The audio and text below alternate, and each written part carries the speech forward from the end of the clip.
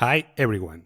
One of the most complex things in Google Cloud is understanding how the network is working and how services like cloudrun that are not connected to any customer VPC can talk with components that are using a customer VPC.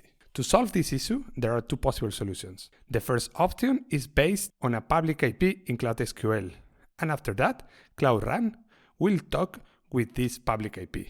We need to remember that even with a public IP, this doesn't mean that the connection from the cloudrun to Cloud SQL is leaving Google Cloud Network. Sounds magical, but the packages will never leave Google.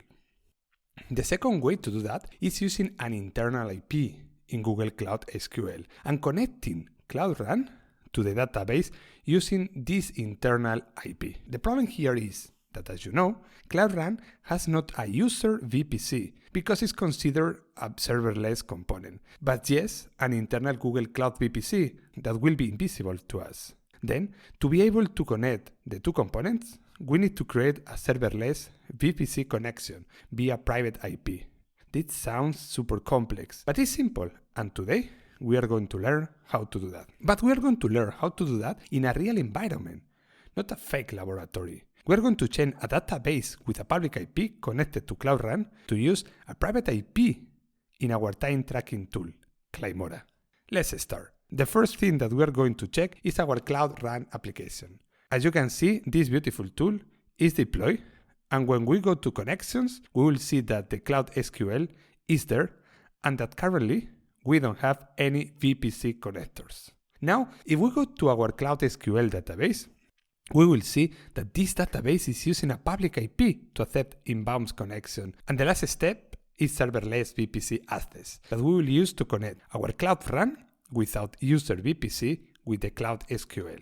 If we click on create a connector, now we only need to give a name, the region where is located the subnetwork that is using Cloud SQL, the VPC that Cloud SQL is using, and now we choose a custom IP range, and in our case is 10.8.00/28. Now we go back to our Cloud SQL and click on Edit.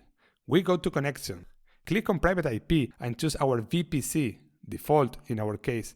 We unclick on Public IP, save and wait for more or less 20 minutes. Our database will be now working with a public IP. If now we go back to our cloudrun and click on Edit, we only need to go to Connections, and in the VPC connector, we add the VPC connector that we created previously. After we deploy, the next step is wait for our revision to be deployed in our service.